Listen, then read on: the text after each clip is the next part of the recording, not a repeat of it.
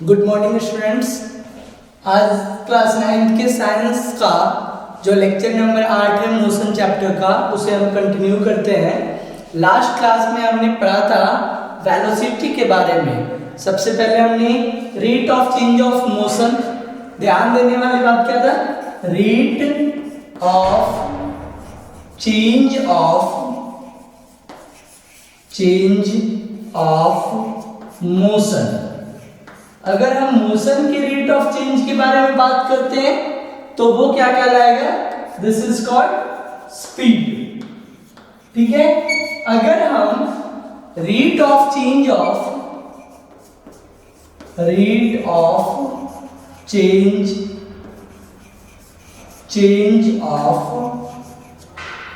Motion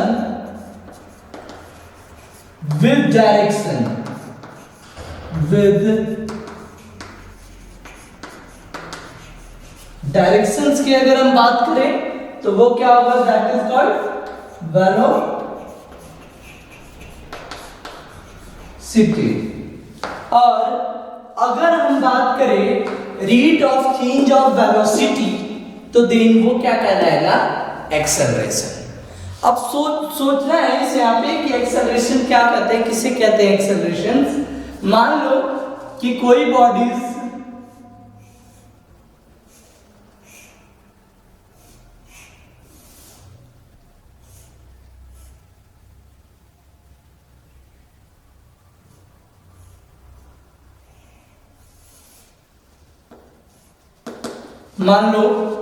bodies जो है वो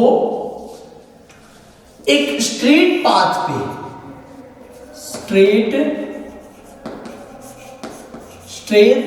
पे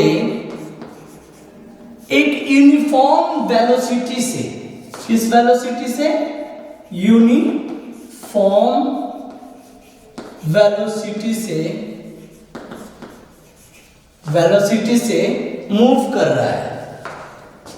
अगर कोई स्ट्रेट पाथ पे यूनिफॉर्म वेलोसिटी से मूव कर रहा है तो उसका t1 टाइम पे, ध्यान देना, यूनिफॉर्म वेलोसिटी क्या है कि एक टाइम इंटरवल में वेलोसिटी का चेंज ना होना। यानी कि अगर इसका मान लो कि v1 है कोई वेलोसिटी, तो t1 टाइम पे अगर v1 है तो t2 टाइम पे भी वेलोसिटी जो होगा वो v1 ही हो, तो उस वेलोसिटी को हम क्या कहेंगे, that is called uniform velocity. तो कहता है कि अगर कोई बॉडीज यूनिफॉर्म वेलोसिटी से एक स्ट्रेट पाथ पे मूव कर रहा है तो देन हम उसको क्या कहेंगे कि the body is non accelerated. Body हमारा कैसा है, नॉन एक्सेलरेटेड है। तो यहां पे क्या कहलाएगा, object is non accelerated. Clear है, नॉन एक्सेलरेटेड। लेकिन अगर हम बात करें कि कोई नॉन यूनिफॉर्म या कोई non uniform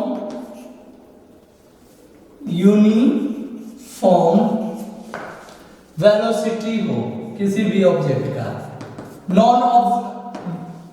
non uniform velocity क्या है, मान लो कि किसी ऑब्जेक्ट का इनिशियल वेलोसिटी एट टाइम जो है t1, मान लो टाइम t1 पे, किसी भी टाइम पे अगर किसी ऑब्जेक्ट का वेलोसिटी, इनिशियल वेलोसिटी जो है वो क्या है, इनिशियल वेलोसिटी क्या है, u मीटर पर सेकेंड। ध्यान देना इस बात को। अगर हम बात कर रहे हैं, देखो क्या कहता है, एक्सेलरेशन क्या है, rate of change of velocity. तो यहाँ पे चेंज ऑफ वेलोसिटी 0 है, तो यहाँ पे एक्सेलरेशन भी क्या होगा, 0। यहाँ पे एक्सेलरेशन 0 के होगा बराबर। क्लियर है। लेकिन अगर हमारा बॉडी नॉन यूनिफॉर्म वेलोसिटी है, यानी कि that is variable velocity, variable velocity. अगर किसी ऑब्जेक्ट का वेलोसिटी वेरिएबल है तो then at time t1 time पे उसका वेलोसिटी हमने क्या मान लिया है, u मीटर पर सेकेंड, और एट टाइम t2 टाइम पे उसका जो वेलोसिटी हो गया, फाइनल वेलोसिटी जो हो गया, फाइनल वेलोसिटी वो कितना हो गया, दैट इज v मीटर पर सेकेंड। क्लियर है? तो अब इनिशियल वेलोसिटी मिल गया, फाइनल वेलोसिटी मिल गया, ठीक है। अब कहता है कि अगर उसका वेलोसिटी टाइम के साथ, टाइम t1 और t2 टाइम के साथ क्या हो रहा हो, चेंज हो रहा हो, तो ध्यान से देखना, एक्सेलरेशन क्या कहता है, rate of change of velocity, ठीक है। किसी भी ऑब्जेक्ट का अगर वेलोसिटी का रेट निकाल दे, रेट ऑफ चेंज निकाल दे per unit time is called acceleration. तो एक्सेलरेशन बराबर क्या फॉर्मूला हो जाएगा, final velocity minus initial velocity divide by time interval. अब final velocity divide by time taken या टाइम इंटरवल जो है वो किस तरह से होगा, दैट मींस फाइनल वेलोसिटी हमारा कितना है v और इनिशियल वेलोसिटी कितना है u, ठीक है। और वो इनिशियल से फाइनल वेलोसिटी की तरफ जाने में उसको टाइम कितना लगता है, t1 से t2, तो दैट मींस टाइम इंटरवल कितना हो गया, t2 माइनस t1। तो क्या यहाँ पे लिखा जाएगा v minus u by t2 minus t1, और हम इसको लिख सकते हैं v minus u by t। Clear है बात, समझ में आ रही है बात कि v minus u by t2 minus t1, this is the change in velocity, that means final velocity minus initial velocity divide by time interval, that is t2 minus t1। अब v minus u change in velocity है, तो velocity का unit क्या होता है, तो metre पर second, ठीक है, और टाइम का यूनिट सेकेंड। क्लियर है? तो अब इसका अगर हम यूनिट निकाले तो क्या हो जाएगा, that means metre divide by second into में सेकेंड, तो क्या हो जाएगा, मीटर डिवाइड बाय सेकेंड का स्क्वायर। तो इसके वजह से जो ये टाइम यूनिट आएगा मीटर बाय सेकेंड स्क्वायर जो है उसको ऊपर ले जाएंगे, तो क्या लिखेंगे, सेकेंड इनवर्स का स्क्वायर। क्लियर है? सेकेंड स्क्वायर का इनवर्स हम कर देंगे तो हम क्या लिख सकते हैं, मीटर पर सेकेंड स्क्वायर। ये यूनिट हो जाएगा एक्सेलरेशन का, unit SI unit of acceleration. समझ में यही रखना है कि अगर कोई, ध्यान से याद रखना है कि अगर किसी बॉडी जो स्ट्रेट लाइन पाथ पे मूव कर रहा हो और वो यूनिफॉर्म वेलोसिटी से मूव कर रहा हो, तो उसका एक्सेलरेशन क्या होगा, जीरो होगा।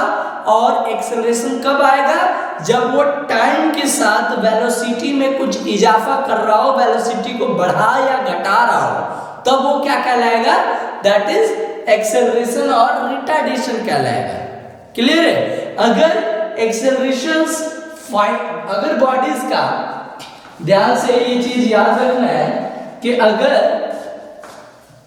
बॉडीज ने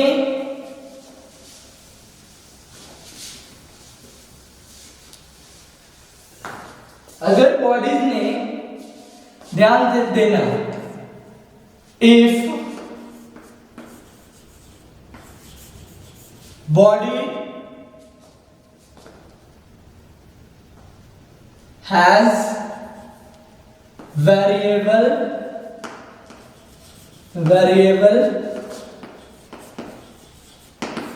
वेलोसिटी, अगर बॉडी के पास वेरिएबल वेलोसिटी है तो condition number 1, if v minus u becomes positive, अगर v माइनस u पॉजिटिव हो तब, यानी कि फाइनल वेलोसिटी, जैसे कोई 4 मीटर पर सेकंड से पहले चल रहा था, इनिशियली 4 मीटर पर सेकंड से चल रहा हो और वो जाकर फाइनली 10 मीटर पर सेकंड पे रुकता हो। ध्यान से देखना, तो इनिशियल वेलोसिटी क्या है 4 मीटर पर सेकंड, फाइनल वेलोसिटी कितना है 10 मीटर पर सेकंड, तो 10 माइनस 4 जो होगा वो 6 मिलेगा और एक पॉजिटिव वैल्यू मिलेगा। तब हम क्या कहेंगे कि body has positive acceleration, body has positive acceleration.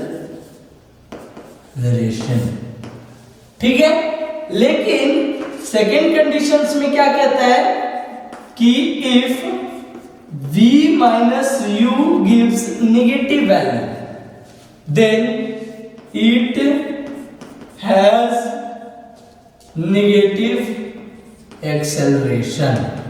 Negative acceleration कहने का क्या मतलब है, तो नेगेटिव एक्सेलरेशन का मतलब क्या कहता है कि अगर मान लो कि पहले 4 मीटर पर सेकंड था और फाइनल जो हो गया वो 2 मीटर पर सेकेंड लग गया, तो निगेटिव एक्सेलरेशन कब होगा, जब इनिशियल वेलोसिटी फाइनल वेलोसिटी से ग्रेटर देन हो जाए।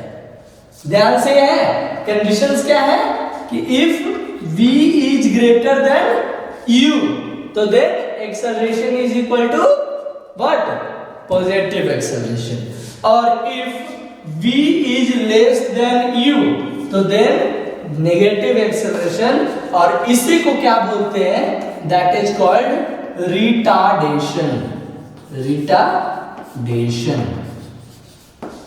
ध्यान से याद रखना है, नेगेटिव एक्सेलरेशन क्या होता है, that is nothing that it is a retardation.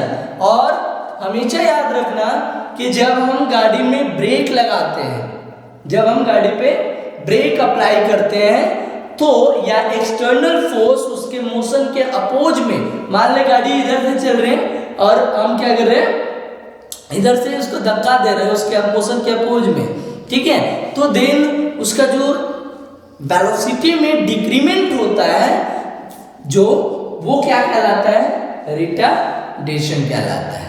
Clear है, यानी कि आप कोई गाड़ी में ब्रेक अप्लाई करते हो, उसके इनिशियल वेलोसिटी को और कम करने के लिए, रोकने के लिए, स्पीड को कम करने के लिए, तो देन आप रिटार्डेशन कर रहे हो।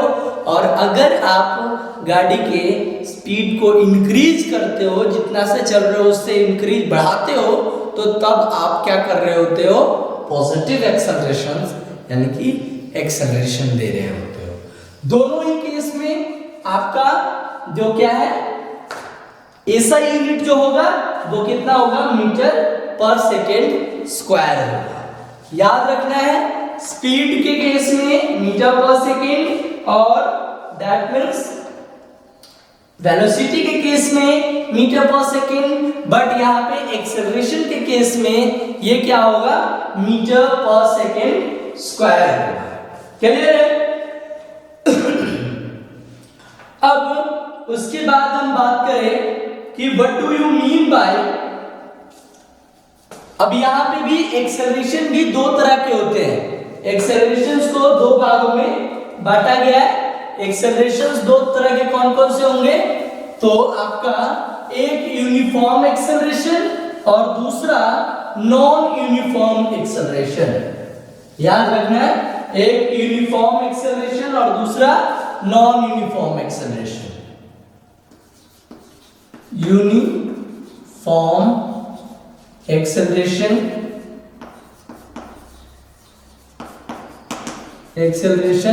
और दूसरा नॉन यूनिफॉर्म एक्सेलरेशन। यूनिफॉर्म एक्सेलरेशंस के बारे में अगर हम बात करें तो यूनिफॉर्म एक्सेलरेशन होता क्या है? What do you mean by uniform acceleration? Uniform acceleration अगर आपको देता है, यूनिफॉर्म एक्सेलरेशन के बारे में कहता है, तो जैसे कोई बॉडीज, जैसे ये अर्थ है, ध्यान से देखना, और कोई बॉडीज फ्रीली अर्थ के ग्रेविटेशन की तरफ जी एक्सेलरेशन से नीचे की ओर फ्रीली फॉल, मतलब खुद ब खुद गिर रहा हो, अर्थ की तरफ आ रहा हो, तो वो क्या कहलाएगा? That is called uniform acceleration. क्यों? क्योंकि इस पॉइंट पे ये P1 पॉइंट है, ये P2 पॉइंट है और ये P3 पॉइंट है। तीनों पॉइंट पे इस बॉडीज का एक्सेलरेशन जो होगा वो कितना होगा? एक्सेलरेशन ड्यू टू ग्रेविटी के बराबर होगा। किसके बराबर होगा? Acceleration due to gravity. और वो कितना के इक्वल होता है? कांस्टेंट वैल्यू है, वो कितना के बराबर होता है? 9.8 मीटर पर सेकेंड स्क्वायर, इतना होता है। ये वैल्यू याद रखना, एक्सेलरेशन ड्यू टू ग्रेविटी कितना होता है? 9.8 मीटर पर सेकेंड स्क्वायर। यानी कि यूनिफॉर्म का कौन सा एग्जांपल होगा? फ्रीली फॉल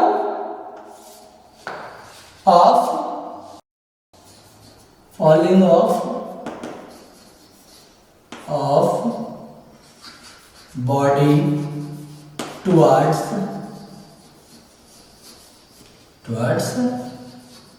earth surface,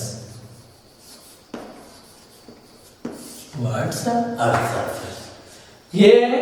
उसके बाद दूसरा एग्जांपल आप ले सकते हो, motion of ball rolling down a smooth inclined plane. मान लो कि ये एक इंक्लाइंड प्लेन है, ये एक इंक्लाइंड प्लेन है, ठीक है।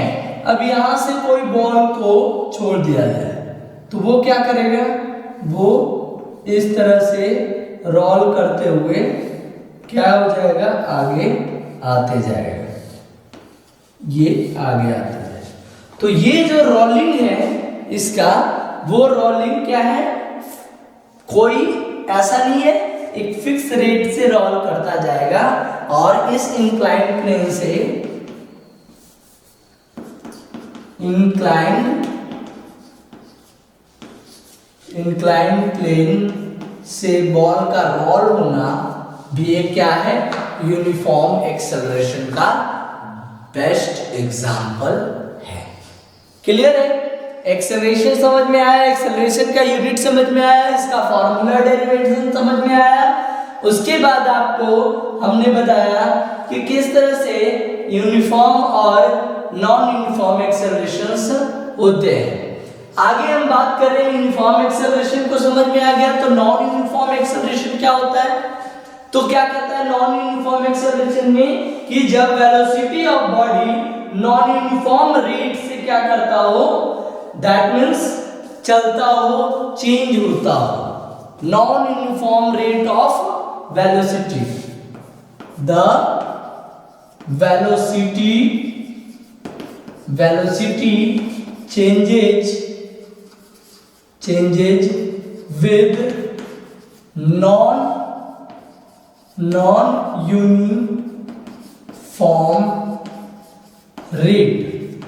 जब किसी बॉडीज का वेलोसिटी नॉन यूनिफॉर्म रेट से क्या करता हो, चेंज होता हो, तब उसे हम क्या कहते हैं? That is called what? Variable और नॉन यूनिफॉर्म एक्सेलरेशन। ध्यान से यही चीज है ये कि अगर किसी भी ऑब्जेक्ट का वेलोसिटी नॉन यूनिफॉर्मली रेट से क्या कर रहा हो, चेंज कर रहा हो, तो देन क्या होगा? हमारा that is called this, that is non uniform acceleration. That means अगर हम मान लो कि किसी भीड़ भाड़ इलाके में अपने बाइक को ले चलते हैं, जब खाली जगह मिलता है तो हम अचानक से स्पीड को इंक्रीज कर देते हैं, और जैसे ही भीड़ भाड़ इलाके पे आता है तो हम कभी ब्रेक लगाते हैं, कभी रोक देते हैं, कभी फिर तेज कर देते हैं। तो इस तरह के जो एक्सेलरेशन होता है that is called what, non uniform acceleration. Exactly जो स्पॉन्टेनियस प्रोसेस का एक्सेलरेशन होता है वो ज्यादातर यूनिफॉर्म एक्सेलरेशन होता है, और जो नॉन स्पॉन्टेनियस प्रोसेस होते हैं वो क्या होते हैं, that is non uniform acceleration. तो हमने अभी तक इस चैप्टर्स में जो पढ़ा उसमें क्या पढ़ा है, speed, velocity and acceleration. Clear है? तो हमने एक एक करके इन पे बेस्ड न्यूमेरिकल देखना है। हम क्या करते हैं, इसको एक बार रिमाइंड करते हैं इनके सारे फॉर्मूले और यूनिट को, और उसके बाद हम एक न्यूमेरिकल देखने जाते हैं कि किस तरह के न्यूमेरिकल आपसे पूछे जा सकते हैं इस टॉपिक से। इस टॉपिक से किस तरह के न्यूमेरिकल आपसे पूछे जा सकते हैं इसको देखते हैं। देखें, देखो सबसे पहले हमने स्पीड के बारे में पढ़ा। यहां इस टॉपिक में स्पीड क्या होता है, तो स्पीड बराबर डिस्टेंस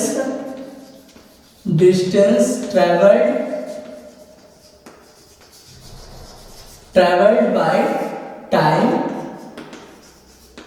टेकन, ये पढ़ा। और इसका यूनिट क्या था,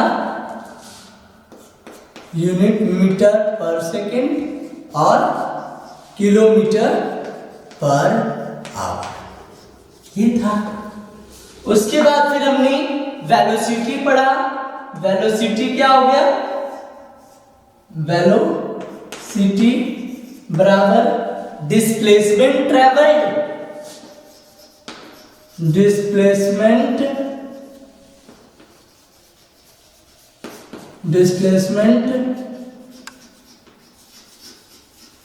travelled divide by time taken, time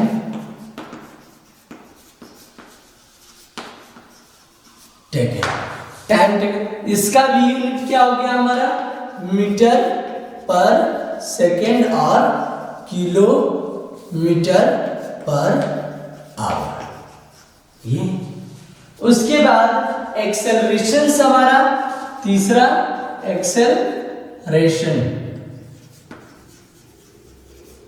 acceleration क्या हो गया, तो change in velocity divide by time taken,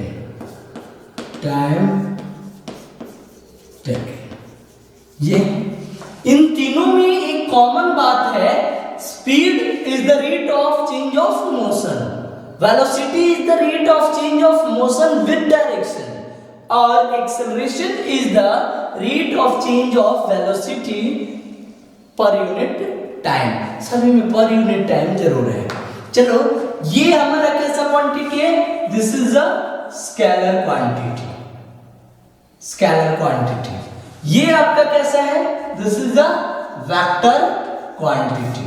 अब ये वेक्टर है तो ये भी कैसे क्वांटिटी होगा, it is also a vector quantity, ये भी एक आपका वेक्टर क्वांटिटी होगा।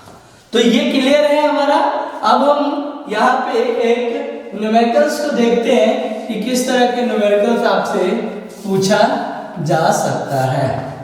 क्वेश्चंस देखते हैं और इसका न्यूमेरिकल्स सॉल्व करके करते हैं क्या होगा। एक क्वेश्चन है, a scooter acquires a velocity, a scooter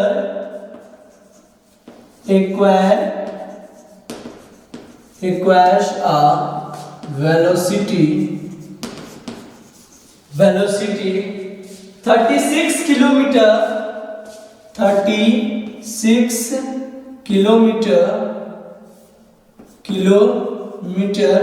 per hour in 10 second. Just after the start. Just after the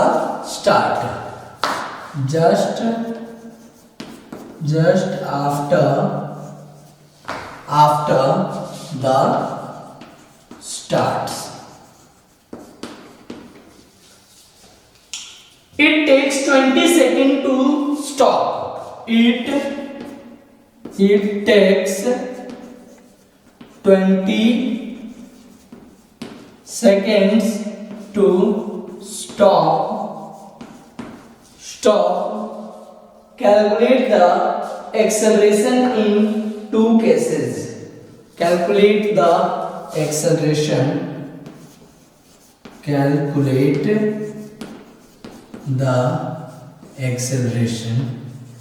in two cases.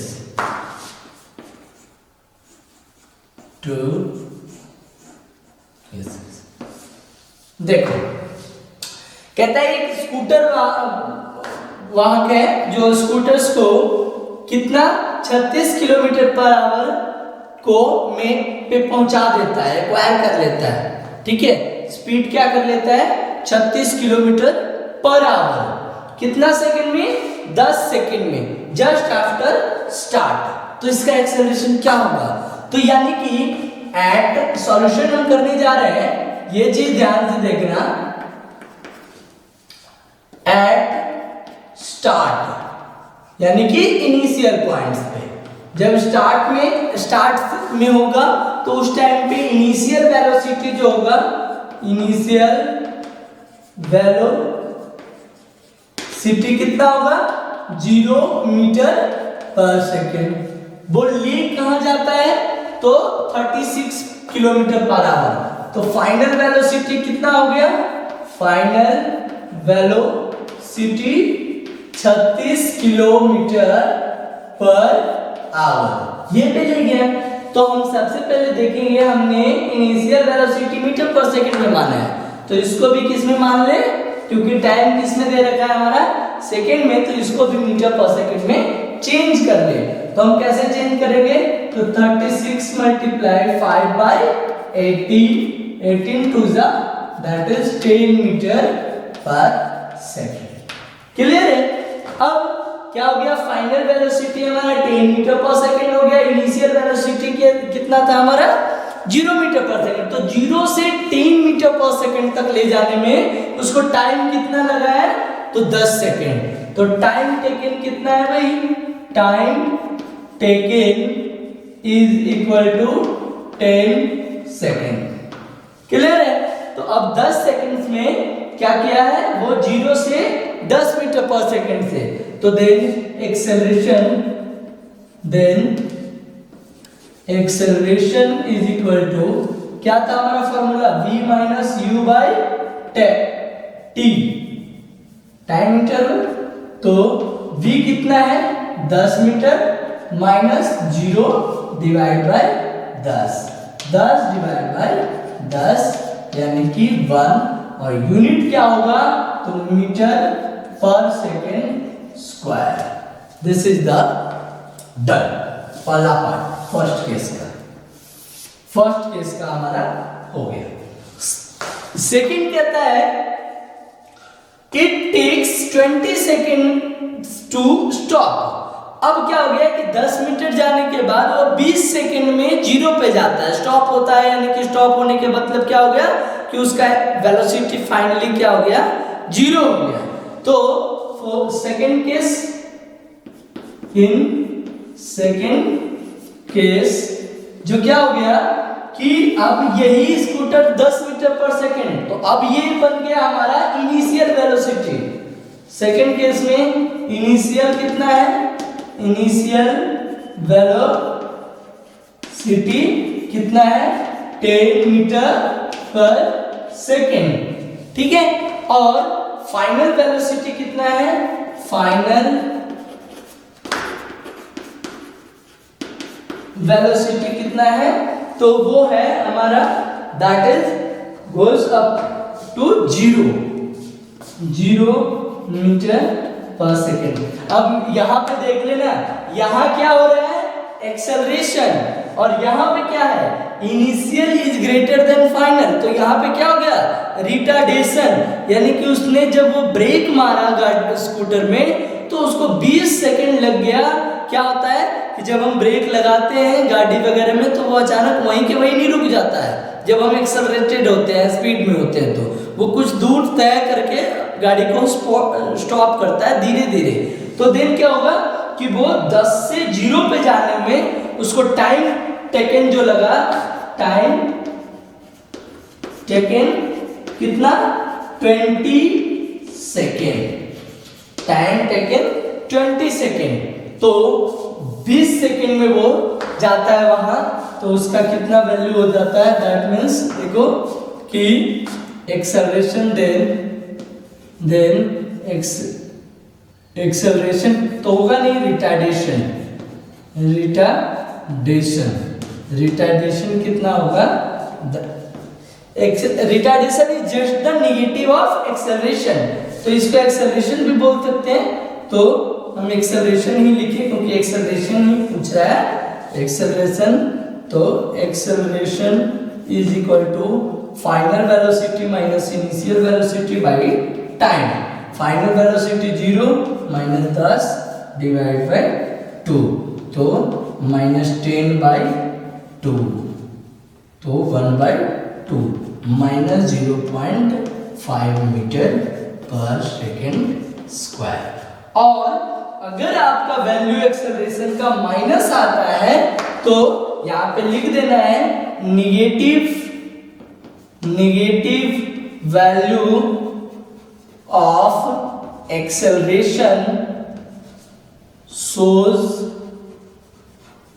that the body is in retardation। Clear है? तो इस तरह से आपको क्वेश्चंस मिलता है।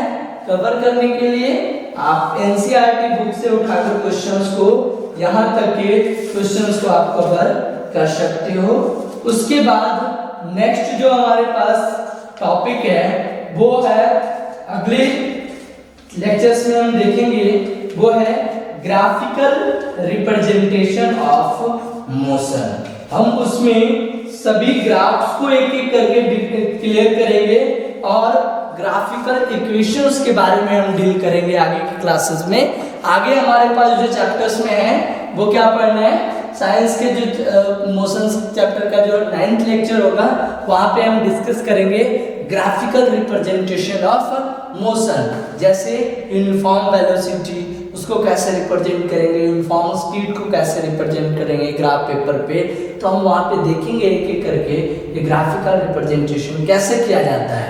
और फर्दर हम आगे चलेंगे, ग्राफिकल रिप्रेजेंटेशन के बाद हम बात करेंगे मोशंस के इक्वेशंस के बारे में, और हम वहाँ पे 3 इंपॉर्टेंट इक्वेशंस ऑफ मोशंस के बारे में पढ़ेंगे, जिसमें हम उसके डेरिवेशंस दो मेथड से देखेंगे और फिर फर्दर हम इसके ऊपर न्यूमेरिकल्स देखेंगे। एंड देन ये अभी 3 से 4 लेक्चर्स इसके और लगेंगे आपको, जिसमें आपको पूरा कंप्लीट मोशन चैप्टर होगा।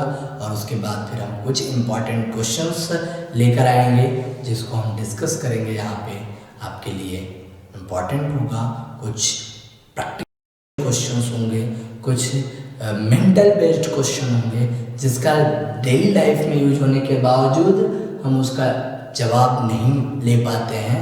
पढ़ने के बाद, चैप्टर्स को पढ़ने के बाद हमारे पास बहुत सारे ऐसे क्वेश्चंस होते हैं जो हमारे दिमाग में उठते हैं, और उसका जवाब हम अपने इन्हीं चैप्टर्स में से के बीच में से हम निकालेंगे, अपनी किताबों के बीच से निकालेंगे। तो आज के लिए हम इस चैप्टर्स को, इस टॉपिक को यहीं पे रोकते हैं। आप घर जाकर इस तीनों टॉपिक को मैक्सिमम से मैक्सिमम न्यूमेरिकल्स को उठाकर, एनसीईआरटी बुक से उठाकर आप इसकी प्रैक्टिस करोगे, और उसको आई होप आपको समझ में आया होगा। मैं फिर कह रहा हूँ न्यूमेरिकल्स बनाते वक्त यूनिट्स का कन्वर्जन का ध्यान बहुत जरूरी है। यूनिट्स के कन्वर्जन्स में या ये एसआई यूनिट को अगर आप मिस करोगे तो आपके लिए पूरा का पूरा न्यूमेरिकल्स गलत हो जाएगा। तो आप इस बात का ध्यान रखेंगे। Thank you, have a nice day, good.